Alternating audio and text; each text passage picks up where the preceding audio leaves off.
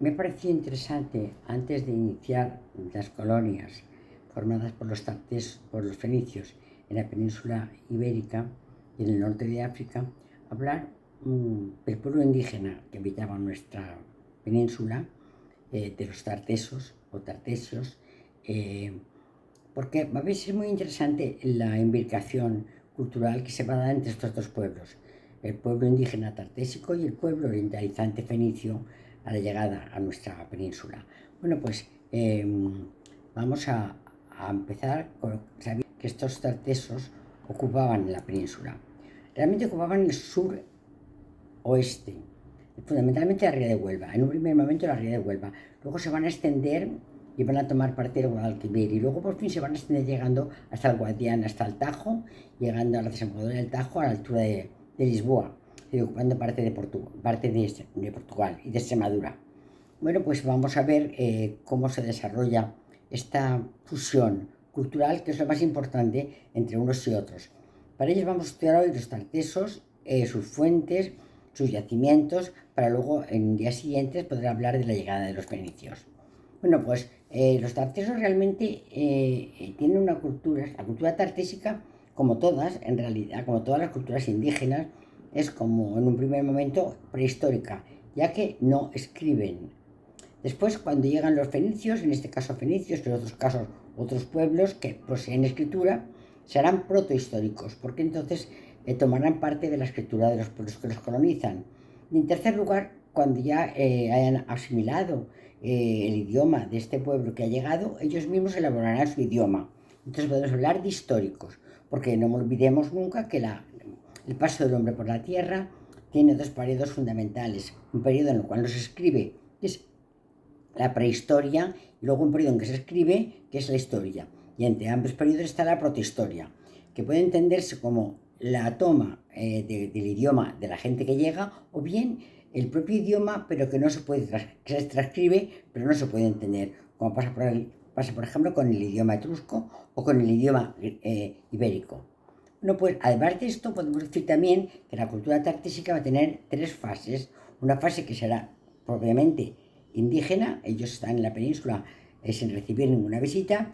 La segunda fase, que es la visita, llega, los fenicios llegan con su cultura orientalizante, y una tercera fase en la cual los tartesos ya han elaborado una cultura que será eclíptica, suma de la cultura que ellos poseían como pueblo indígena y de la cultura de los pueblos fenicios, esta cultura orientalizante. Hablamos pues de cultura indígena, cultura orientalizante y cultura post-orientalizante. Estos pueblos poseen una cultura propia, esto ya lo hemos dicho, y además de esto poseen una cosa muy interesante, que es la abundancia de minerales y de tierras muy aptas para la agricultura, fundamentalmente para la tríada mediterránea, trigo, olivas y vid. Entonces, es una cultura que estará muy fuertemente, veremos, influida por la cultura de los fenicios, y que aparecerá a partir de este momento, a partir del siglo V, una cultura híbrida entre los dos. Del noveno al quinto se va a dar la fusión de estas dos grandes culturas. Bueno, pero ya decimos que los ciber y los tartesios tienen su cultura personal, de hecho hemos entendido, o indígena. De hecho hemos podido encontrar en el yacimiento del Algar objetos y planimetría y organización de una ciudad propias de la cultura tartésica. Entonces podemos decir que este yacimiento del Algar es un yacimiento indígena.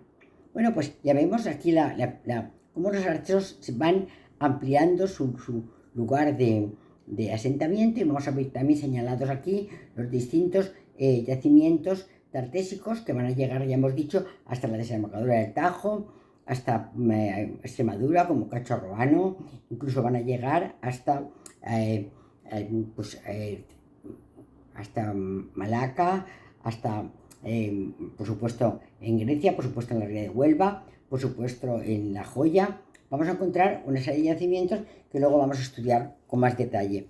Pero vemos como la cultura tartésica también, ante la visita de los fenicios, va ampliando sus territorios, y la aculturación de los fenicios sobre los tartésicos también va a seguir este ritmo de expansión de la cultura tartésica.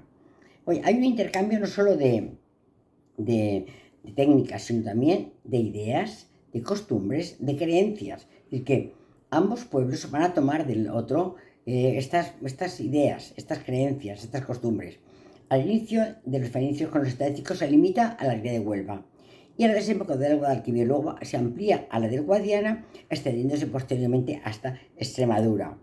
Esta influencia, como vemos, no puede ser homogénea por dos motivos. Primero, porque la intensidad de la influencia fenicia no va a ser la misma en los pueblos situados cerca del mar, donde normalmente están las factorías fenicias, y los pueblos más alejados del mar. Además de esto, también vemos que realmente no existía una única cultura indígena, como no existía un solo reino tarteso. Existían varios reinos tartesos, unos que serán más permeables a la cultura fenicia y otros que serán menos permeables. Bueno, pues para entender a los tartesos hemos de, como siempre, recurrir a las fuentes. Yo comprendo que a veces las fuentes os resulten un poco aburridas, pero yo creo que es la manera historiográfica más correcta para conocer a un pueblo es acudir a las fuentes que de este pueblo están escritas.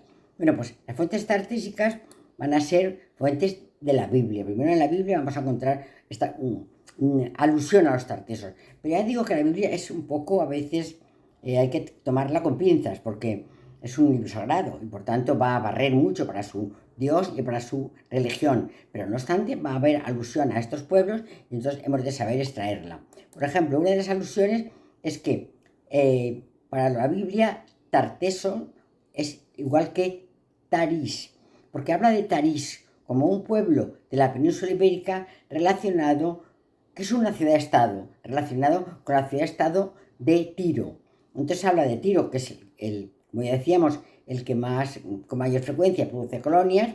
Bueno, pues habla de que habitantes de Tiro han llegado con sus barcos a una ciudad llamada Tarís. Entonces se puede entender que esta Tarsis o Tarsos Tarsis es igual a Tartesio.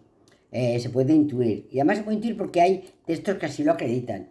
Dice, por ejemplo, pues la flota del rey iba a Tarsis con los siervos de Hiram. Una vez cada 3 años los mares de Tarsis solían venir trayendo oro, plata, marfil, monos y pavos a las tierras de Tiro. Tarsis hizo negocios contigo, se refería a Tiro, por la llegada de sus magníficas riquezas en plata, oro, estaño y plomo, que intercambiaba por tus mercancías. Es decir, que aquí habla de que los habitantes de Tiro han llegado a las tierras tartesos y han intercambiado mercancías entre ellos y los otros. Es decir, porque la abundancia de riquezas en plata, oro, estaño y plomo es algo que se conoce en el Mediterráneo. Por esto son los lugares muy, muy deseados por los demás pueblos del Mediterráneo. Bueno, pues fuentes griegas las encontramos fundamentalmente, las primeras, cuando hablan de un río, un lugar, porque identifican en el siglo VII a.C. a Tarteso con el río Guadalquivir. También existe una cerámica griega que se encuentra en una referencia muy importante a la plata de Tarsis. Y vale la pena señalar que se encontró plata tartésica en la península de Israel. Se encontró allí plata tartésica, entonces hemos de pensar que hay un intercambio seguro entre los tartesos y los fenicios. Esta es una de las cerámicas que se puede pensar que sería aquella que describían como una cerámica de plata. Digo, se podría pensar que realmente no es esta. Hecateo de Mileto es el primer lotógrafo, que es logógrafo. ¿Qué es un logógrafo? Un logógrafo es un viajero que describe los lugares que visita. Lo que hace luego Hecateo de Mileto es un libro de viajes. Un libro de viajes en los que nos cuenta lugares que él ha visitado. Entonces hace una especie de descripción de estos lugares. Bueno, pero hay que entender que en la genealogía de Hecateo hay un dato importante, que él distingue entre lo mitológico y lo histórico. Y esto realmente es un paso importantísimo en el desarrollo de la historiografía. Cateo de Mileto va a describir varias ciudades tartésicas, lo cual es muy importante porque no hay una única ciudad tartésica. Esta es una imagen de Tarteso de Mileto. Bueno, no sabemos, es como lo hemos encontrado en los textos. Lo que sí que podemos asegurar que es un notógrafo. Un notógrafo es un historiador anterior a Heródoto, que describen los lugares donde han viajado. Por ejemplo, hay tres muy importantes: Cadmio de Mileto, que fue el primero de todos ellos, alrededor del 500 a.C., Hecateo de Mileto, que está entre el 550 y el 476 a.C., y luego el Ánico de Lesbos. Pero quizás más importante es Hecateo de Mileto, porque se atreve a hacer un mapa mundi. Este mapa mundi sabemos que en este momento se considera que la Tierra es llana, redonda, pero rodeada por un océano. Pero fijaros bien qué bien describe el Mediterráneo. ¿Por qué? Hecateo de Mileto conoce todo el Mediterráneo, conoce sus distancias y cómo las mide en días de navegación. Este trozo es un día de navegación, pues si estudio 2 días tendré un trozo doble, y así va marcando los puntos que va encontrando. Y encontramos perfectamente el mar Negro, encontramos el estrecho de los Dardanelos, encontramos la Grecia, encontramos las tierras de la Anatolia, encontramos la franja de los cananeos, encontramos el Portugal con Sicilia, con Córcega y con Cerdeña, encontramos las islas de Chipre y de Creta, encontramos la península ibérica. Quizá un poco le falta un poco de descripción de estrellamiento por la parte del istmo que la bonilla al continente, pero también vemos la parte del sur, que es la que más nos interesa, como está muy pegada al norte de África, que también lo describe muy bien. Fijaros que bien describe las tierras del Nilo, con el río Nilo, con el mar Rojo, que les llaman rojo porque sus tierras rojas lo han teñido de rojo. Entonces es muy importante conocer el origen de este nombre del mar Rojo. Bueno, pues todo esto lo describe Hecateo de Mileto en su Pampa Mundi. Bueno, pues otro historiador ya, el primer historiador, hemos dicho que antes de él eran logógrafos, ahora ya van a ser historiadores, menciona su comercio e intercambio con las culturas fenicias y griegos de Fócea. Este habla de que llegan a la península ibérica fenicios por el sur y por el norte griegos procedentes de Fócea. Fócea es una ciudad que se encuentra es una colonia griega en la costa jónica. Hablan de un rey Argantonio, que se cree que significaría el hombre o señor de la plata, que gobernó 100 años y que gobernó con gran riqueza, pero con sabiduría y generosidad. Así hablan de Argantonio. La historia de Heródoto se va a escribir en 9 libros. Se llamarán los 9 libros de historia de Heródoto. Contará la historia de Grecia y contará incluso las guerras médicas contra los persas. Es decir, que son un libro que sirve como referencia y como fuente muy importante. Bueno, pues aquí tenemos al norte, aquí vemos Fócea, que es el lugar desde donde los griegos atravesarán el Mediterráneo y se van a encontrar hasta el sur. Es decir, que son procedentes de Fócea. Por ejemplo, se puede asegurar que en Marsella la fundaron los focios, y en el origen de la ciudad de Marsella están estos griegos jónicos que fueron los grandes navegantes. Por el sur, más importante es la navegación fenicia. Bueno, pues desconocemos si existió un rey con tal nombre. También, por cierto, tampoco existe evidencia científica de que existió un reino tartésico. Lo que parece más importante es que, como apunta la Biblia, no había un rey tartésico, sino había varios reyes, varias ciudades con un rey. Esto es mucho más lógico de pensar, ya que estamos en el contexto mediterráneo de aquel momento, en el cual las ciudades como Fenicia, como Grecia, van a ser ciudades-estado, van más que estados unificados, ciudades-estado. Entonces se puede considerar que la península ibérica prehistórica eran ciudades-estado, con un rey para cada ciudad-estado. Este es Argantonio, que sería el rey de una de estas ciudades-estado, este rey justo y generoso que describe muy bien Heródoto. Bueno, decíamos que los viajes griegos eran fóceos, y estos viajes fóceos estos intercambios griegos con los tartesos tenían que tener un gran componente estatal. ¿Y por qué? Porque se habla de relación entre reyes, y por esto se habla con mucha fe y mucho cariño sobre este rey tartesio llamado Arcantonio. Las fuentes romanas son un poco más frías. El Rufo Hefesto Abieno escribió una obra titulada La Hora Marítima, y en ella lo que hace es también un periplo y va descubriendo las distintas ciudades que va encontrando en su periplo. A la ciudad de Gadir, por ejemplo, la llamó Tartesio. Es la vez que encuentra una ciudad habitada por los indígenas y entiende que esta ciudad será Tartesio. Además, estas fuentes esta oda marítima de Abieno es una obra antigua muy consultada, porque tiene muchos datos de ciudades y de lugares y de acontecimientos que vale la pena tomarlos como parte de la historia antigua. La historia antigua es muy incierta, porque realmente los datos que tenemos de ella son inciertos. Aquí tenemos el primer mapa de Cateo de Mileto, en el cual se ve perfectamente el Mediterráneo, se ve la península ibérica, el estrecho de Gibraltar, se ven, por ejemplo, el continente griego, se ve y la bota de Italia, con las islas de Córcega y Cerdeña y Sicilia, el norte de África, Hispania, con el estrecho de Gibraltar, y muy bien al norte de lo que será Galicia, las islas británicas.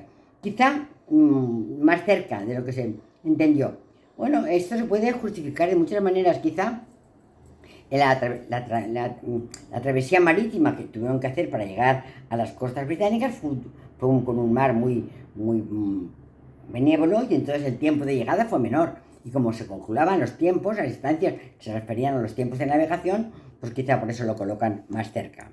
Aquí tenemos, por ejemplo, el sur de la península ibérica, claramente dibujado, con el estrecho de Gibraltar, que se llamaban entonces las columnas de Melgar, porque era el dios de Tiro. Melgar era realmente Baal, dios Baal de los fenicios, que en Tiro se llamó Melcar. Cuando llegó a su colonia en el sur de la península ibérica, en Gadir, se llamó se llamó Melcar. Por eso le llamaremos las columnas de Melcar al estrecho de Gibraltar. Columnas de Melcar, columnas de el dios griego, el dios griego, y después las colonias del dios latino. Es que ahora no me salen los nombres, pero ya me saldrán. El dios griego y el dios latino, las columnas de Hércules y las columnas de Heracles, que mal lo he dicho. Columnas de Melcar, columnas de Heracles, columnas de Hércules, estrecho de Gibraltar. Las primeras fenicias, las segundas griegas, las terceras romanas y las cuartas españolas e inglesas. Bueno, pues esto será el nombre que se le dará a este estrecho entre la península ibérica y el norte de África. Otro historiador romano, Justino, nos cuenta una de las leyendas que hablan del primer rey de Tartés, llamado Gárgolis. Justino dice que Gárgolis tuvo un nieto. Su hija tuvo un hijo natural y él despreció a este nieto. Lo mandó a abandonar, y entonces lo tiraron, lo llevaron al bosque, y al cabo de unos días apareció amamantado por las fieras. Enfadado Gárgolis por esto, entonces mandó al niño a una especie de estrecho por donde pasaban manadas de animales, pero también ocurrió igual. Regresó sin pasarle nada. Posteriormente lo puso ante una jauría de perros y después lo arrojó a una piara de cerdos, y el niño salió indemne. Ya por final no pudo más, dijo: mire, llevarlo al océano, meterlo muy adentro y tirarlo al mar. Lo tiran al mar, pero al cabo de unos días un niño aparece en las costas. Los habitantes de este pueblo lo recogen con un lazo, lo arreglan y se lo llevan al dios Gárgolis como regalo. Y cuando el rey lo ve que realmente pues el niño tiene parecido con él, con su hija, y conoce las marcas de nacimiento que tenía el niño cuando nació de su hija. Entonces decide ya que este niño no debe ser más que el rey que le va a suceder, y entonces lo llamó Avis. Esta es la lectura que Faustino le da a la historia de este rey, que él nombra como rey de Tarsos. de Tarsis, perdón. Bueno, Fernández Sánchez Dragó escribió un, un libro sobre gárgolis y hábilis. Y además, este libro que escribe, recibió el Premio Nacional el año que lo escribió. Es decir, que, bueno, pues se tuvo en cuenta. Realmente no era la historia de gárgolis y hábilis, es una historia de la prehistoria de la península ibérica, donde habla entre el mito y la historia de los distintos habitantes, los distintos reyes que hubo en la península y cuál fue su origen. Y entre ellos cita a Gárgolis y Hábilis. Hábilis a él le va a dar, aquí tenemos el libro, realmente es una especie de estudio un poco, pues, diríamos como un ensayo sobre los orígenes mitológicos históricos de la península ibérica.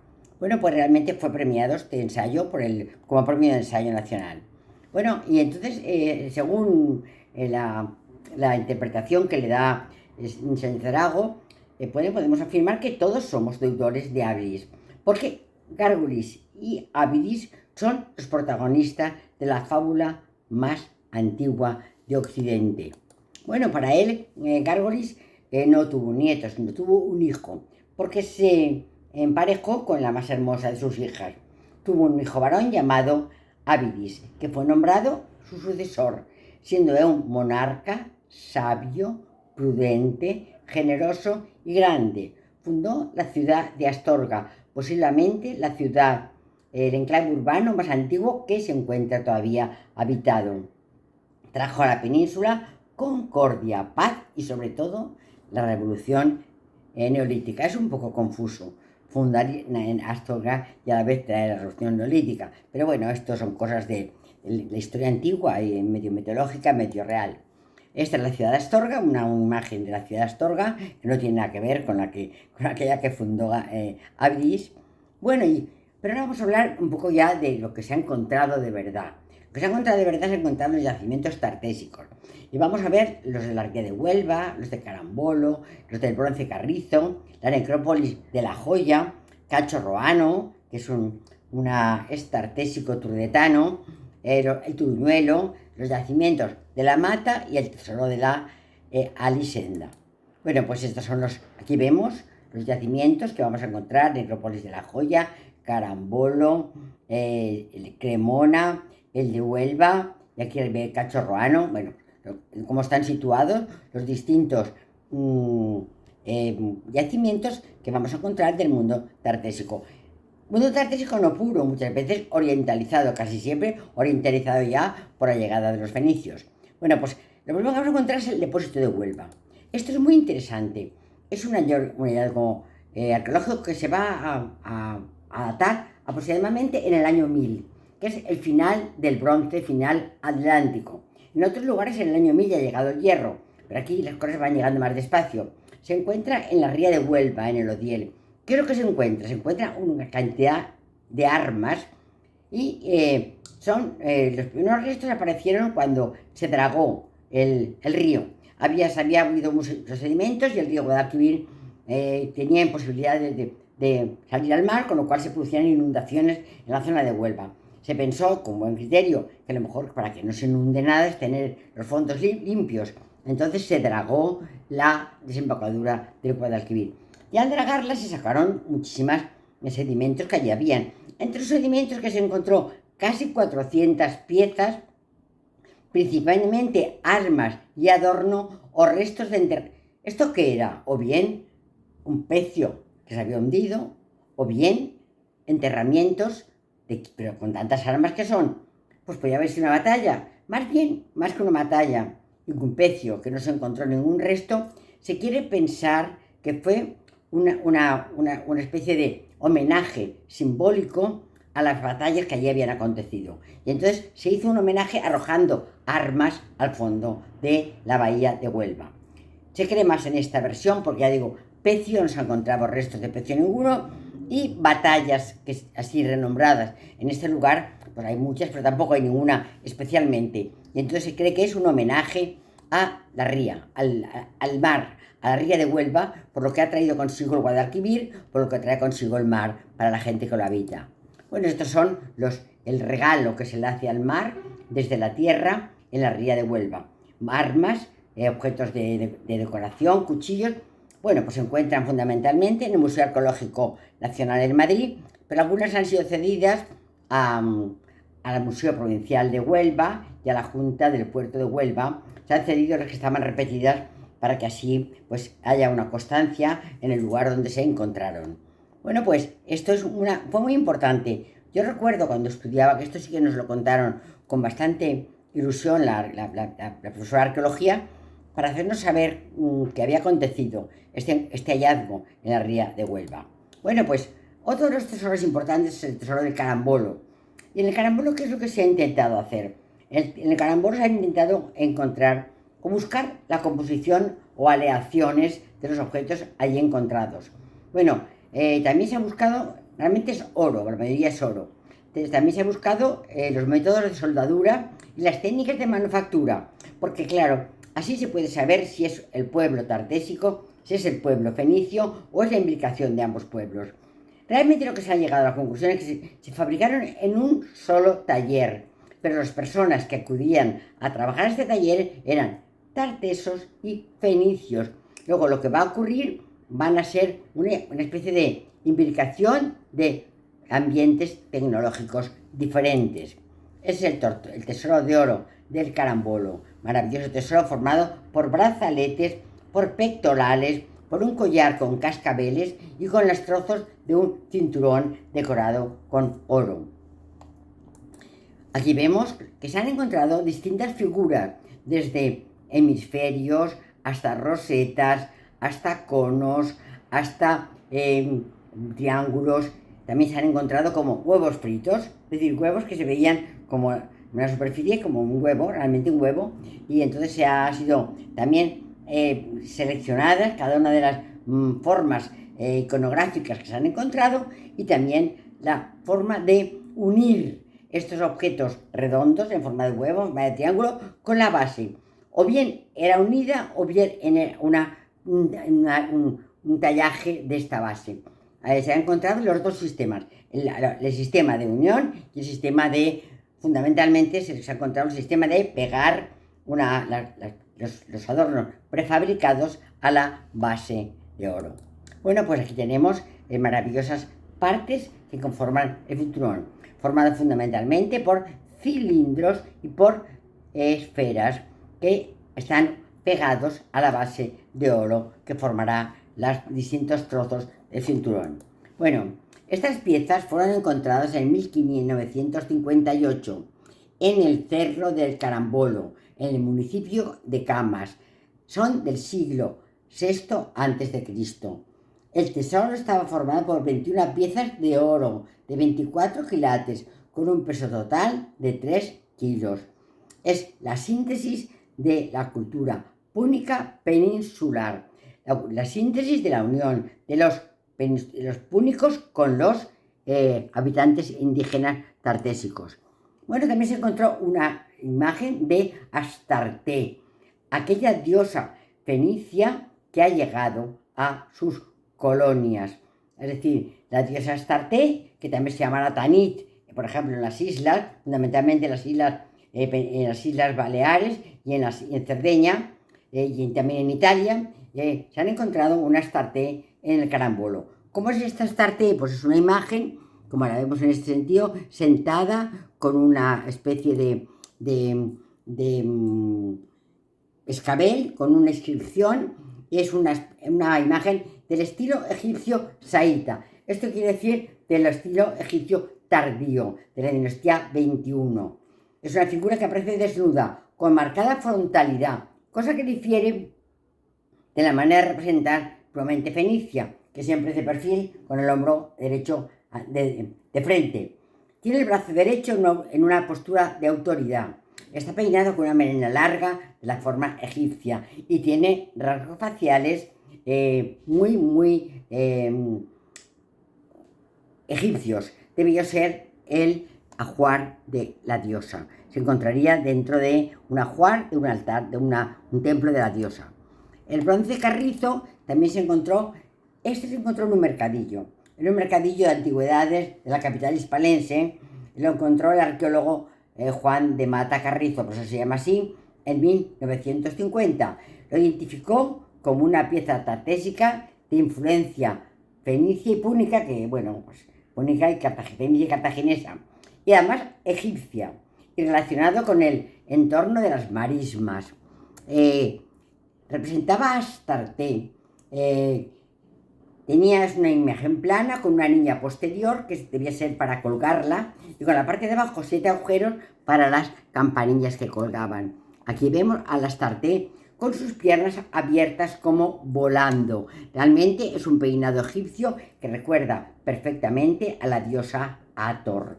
Lleva en la mano 2 plumas que podrían ser de la diosa Maat, y tiene las piernas abiertas, lo cual puede aludir a la prostitución sagrada. Esto no lo puedo afirmar, pero lo he leído en algunos lugares. Vemos que las piernas están abiertas y que 2 pájaros las mantienen abiertas. Fijaros bien en el peinado, que recuerda a la diosa Hathor, la diosa madre de los egipcios. Mirar bien las plumas, que pueden ser también de la diosa Maat o de la diosa de la justicia. En la parte de abajo vemos los orificios para colgar los cascabeles. La necrópolis de la Joya es muy importante para estudiar la Unión Tartesa Orientalizante. Está situada en la ciudad de Huelva. Realmente aquí se ve muy bien en esta necrópolis el mundo indígena tartésico y su posterior aportación fenicia. Bien el proceso de mestizaje se estudia muy bien en la necrópolis de la Joya. Fueron excavadas 19 tumbas en el siglo XX. Parecen en restos arqueológicos.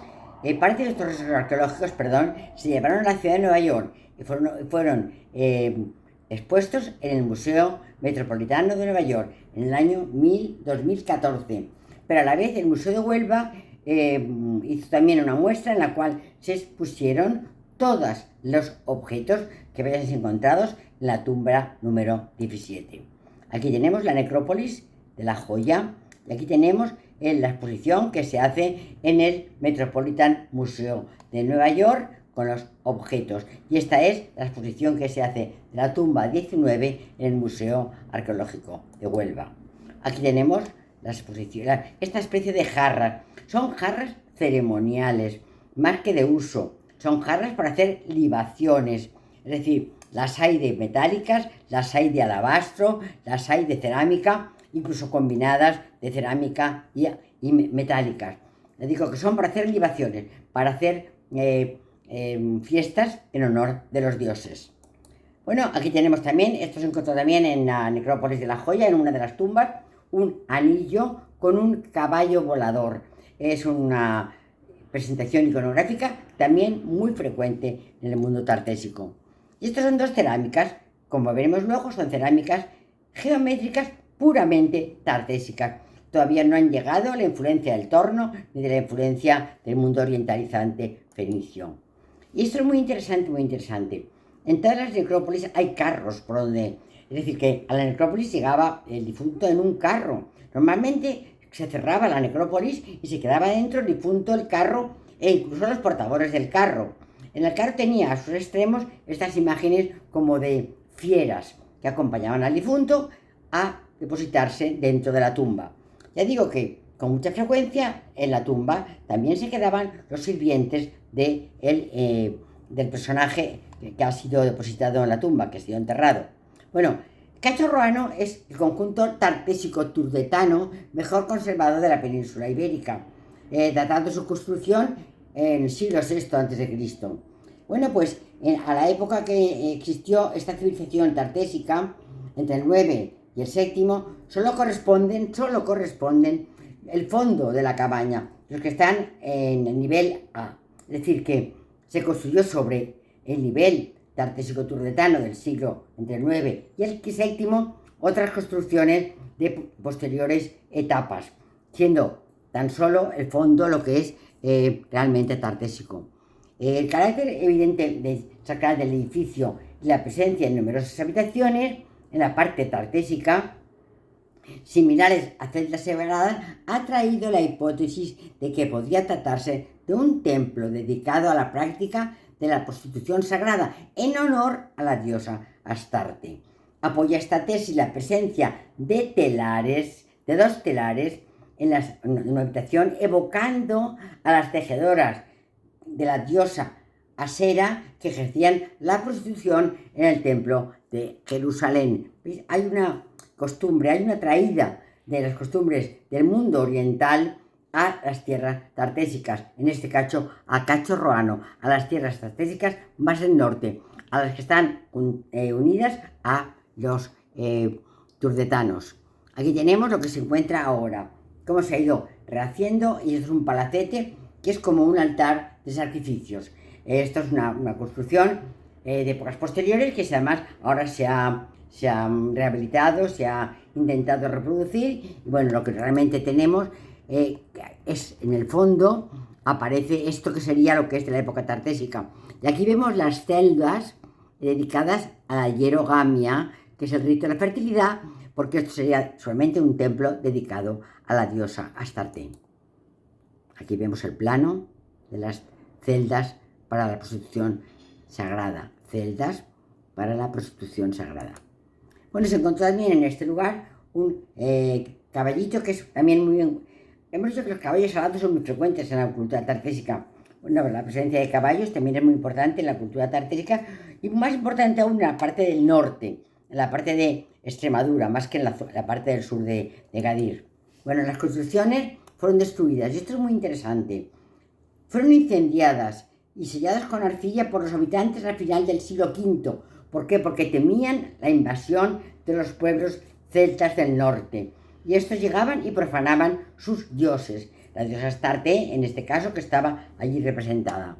Bueno, pues el Turuñelo es otro de los yacimientos que vamos a encontrar, y se encuentra en el término municipal de Guareña, en Badajoz. Es también como Cachorroano, fue destruido en espera de que llegaran los pueblos del norte, incendiado y sellado en el siglo V, ante la invasión de los pueblos celtas del norte. Hay una cosa muy interesante. El 18 de abril del 2023 fue presentado el descubrimiento de varias esculturas que suponen la primera representación humana en la cultura tartésica. Es decir, son 5 insólitos bustos antropomórficos, datados en el siglo V a.C., que suponen un cambio de paradigma en la interpretación icónica de la cultura tartésica, considerada una de las primeras civilizaciones occidentales. Hasta este momento, la divinidad se representaba solo a través de motivos animales, motivos vegetales o betilos, que son piedras sagradas. A partir del Turuñuelo, podemos decir que la divinidad ya se va a representar con caracteres antropomórficos. Bellísimas esculturas que se encontraron en el Turuñelo representando a los dioses tartésicos, quizá ya influidos por la cultura fenicia orientalizante. También tenemos un yacimiento que se ha encontrado hace poco, en el 2024, en La Mata. Es una tablilla de pizarra en la que se aparecen 3 figuras de guerreros, pero lo más importante es que en el fondo de la tablilla están signos escritos que podían ser en una especie de dialecto propio ya de la cultura de la península ibérica indígena, es decir, de los tartesos ya históricos. Aquí tenemos la tablilla con los 3 guerreros, y en el fondo vemos unos signos que podían ser este dialecto ya propio de los tartésicos. Bueno, pues el tesoro de Alisenda es del siglo VI y es un antiguo ajuar funerario hallado en Alisenda, en Cáceres. Posiblemente estuviera fabricado de manera absoluta en el mundo oriental. Es de oro y predomina la técnica de la filigrana y el cincelado. Aquí tenemos, está compuesto por una especie de cinturón, aparece también una diadema, una serie de collares, pendientes preciosos, otros collares, pendientes y colgantes, aparecen también cerámicas, platos de aleación de oro. Lo más importante, lo que yo quisiera resaltar, es la diadema, porque quiero que luego la comparemos con otra diadema. Es una diadema que no se utilizó, es realmente un signo de prestigio. Está hecha con cincelado y está hecha con la aposición al fondo de figuras en roseta, con colgantes terminados en esferas, y acaba en dos formas triangulares que serían con las que se unirían para sujetarla como diadema. Ya digo que creemos que no se utilizó nunca, que fue un objeto más bien representativo. La diadema, ya hemos dicho, de estructura articulada con extremos triangulares, es heredera de los diademas orientales, con decoraciones en filigrana calada, granulado puesto encima y recortado, y esta influencia claramente griega, clásica. Bueno, pues realmente hemos dicho que no se usó porque era un objeto de prestigio. Y ahora os quería traer aquí algo que no tiene nada que ver con esto, que es el tesoro de Javia. En el tesoro de Javia hay una diadema, y a mí cuando la vi siempre me ha recordado a la de Senda. Su decoración es también calada de filigrana, con granulado también de influencia griega clásica. Esta es del gusto ibérico. Esta fue realizada por los íberos. Es decir, el tesoro de Javia se aleja mucho del mundo tartésico y pertenece al mundo ibérico, pero la semejanza entre su diadema con la del tesoro de Alisenda nos habla, o me habla a mí por lo menos, de la gran influencia de las distintas culturas que habitaron la península ibérica en el bronce final y el principio de la Edad de Hierro. Esta es el tesoro de Javia, conformado por esta diadema, que ya digo que a mí me recuerda muchísimo la de Alisenda, por estos collares, por esta especie de sujetador de moño, por esta anilla y por estos objetos metálicos que no tenemos muy claro de qué uso es. Se encuentra en el Museo Nacional de Arqueología en Madrid, pero en Javia han tenido la delicadeza de hacer una copia y ahí también se encuentra. Así que los que vayáis a Javia, yo os recomiendo que la visitéis. Bueno, además de esto, quería hablaros de la cerámica tartésica. Hay dos grandes periodos en la cerámica tartésica, lo que llamamos cerámica tartésica original, indígena, que no ha sufrido todavía influencia oriental. Y esta es una cerámica en formas geométricas, en decoración geométrica. Y luego una segunda cerámica, ya con mucha influencia orientalizante, que en la que ya aparece el torno, y además es color gris monocroma, se llamará gris orientalizante. Esta es la cerámica geométrica tartésica, puramente indígena, con formas, ya hemos dicho, geométricas, como hemos visto esta banda, que realmente recuerda a todas las culturas, a todas las cerámicas que empiezan siempre con formas geométricas. Forma geométrica un poco más complicada, pero también de la cultura tartésica pura. Luego aparecerá la cerámica gris orientalizante, hecha con torno, con estos bordes redondeados, con esta decoración en incrustaciones ya hecha, mucho más elaborada del mundo oriental. Bueno, pues esta es lo que yo quería contaros del mundo tartésico, preparando nuestra lección para cuando hablemos del mundo de las colonias que los fenicios han fundado en el sur de la península ibérica.